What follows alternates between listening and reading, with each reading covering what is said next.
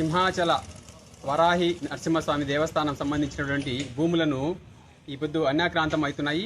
దగ్గర దగ్గర 256 ఎకరాలు విశాఖపట్నం రూరల్లోను, తర్వాత వేములవాడలోను ఈ విధంగా జరుగుతున్నాయి. మధురవాడలోను ఆ విధంగా జరుగుతుంది. తర్వాత వేములవాడలో అయితే భూమి మార్పిడి రూపంలో 370 ఎకరాలు భూమి మార్పిడి చేస్తున్నారు. అది ఏపీఐఐసి దానికి మంగళగిరి వారికి అప్పచెప్పాలని ఆలోచన చేస్తున్నారు.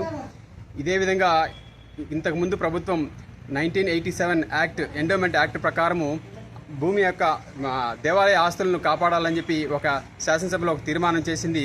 కానీ ఇంతవరకు ఏ ఒక్క భూమి కాపాడిన దాఖలాలు ఎక్కడెక్కడ కనపడడం లేదు. ఏ ప్రభుత్వం వచ్చినప్పటికీ, ఎన్ని కమిటీలు వేసినప్పటికీ ఇక్కడ భూమి కాపాడడం లేదు. 10,000 ఎకరాల భూమి ఉన్నటువంటి స్వామివారి యొక్క ఆస్తి ఈరోజు అక్కడ ఉన్నటువంటి కమర్షియల్ బిల్డింగ్లు అయితేనేమి, గృహ నిర్మాణాలు అయితేనేమి, చర్చిలు అయితేనేమి, మసీదులు అయితేనేమి కట్టుకున్నారు. అక్కడ అది కూడా అన్యాక్రాంతం అయిపోయింది.